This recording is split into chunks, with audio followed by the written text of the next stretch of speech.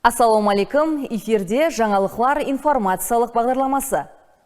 Заманауи жәметті ғалаба хабар құралларсыз көз алдымызға келтіру қиын. Оперативлігі оқияларға қалыс түрде жан тасуы менен бұл кәсіп уәкілдерінің тынымсыз әрекетлері, қабілеті һәм таланты себеплі бүгін ғалаба хабар құраллары халық тұрмысына тереңірек кіріп барып, еліміздің рауаждануында оғада әхметлі орын тұтпақта. 27 июн баспасөз һәм ғалаба хабар құраллары күні мөнәсебетіменен түрлі ләжлар болып өтпекте. Сөз хабаршымызға.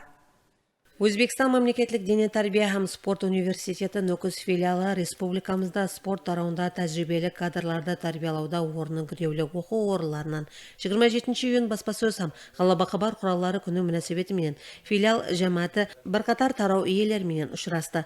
Онда білім дәргайындағы жаңалықлар, жетіскендіктер, жаңа оқу жылында құжет қабылдау процесіндегі өзгерістер хақында қатынасушыларға мағлұмат беріп өтті. Өз кезегінде журналистерде қызықтырған сұрауларына жауап алды. Ләждауымда ғалаба хабар құраллары менен келешектегі режелерде бірге ісесу ұсынысын білдірді. Соң баршаны байраммен құтлықтап, тарауда жемісті минет етіп отырған журналистерге сауғалар тапсырылды.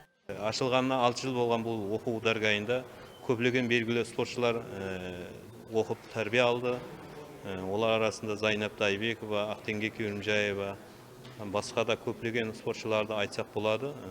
Бүгін күні ол спортшылар дүния жүзінде Өзбекстанның байрағын жоғарыға көтермекте. 6 түр бойынша ашылған болса, әзір күні 28 түр бойынша қанегелі таярланып атқан екен.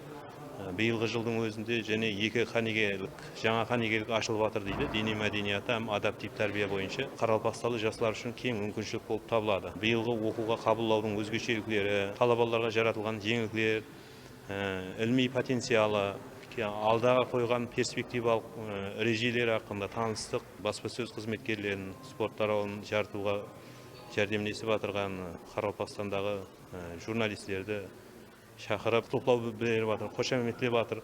Бұның үшін рахмет айтамыз.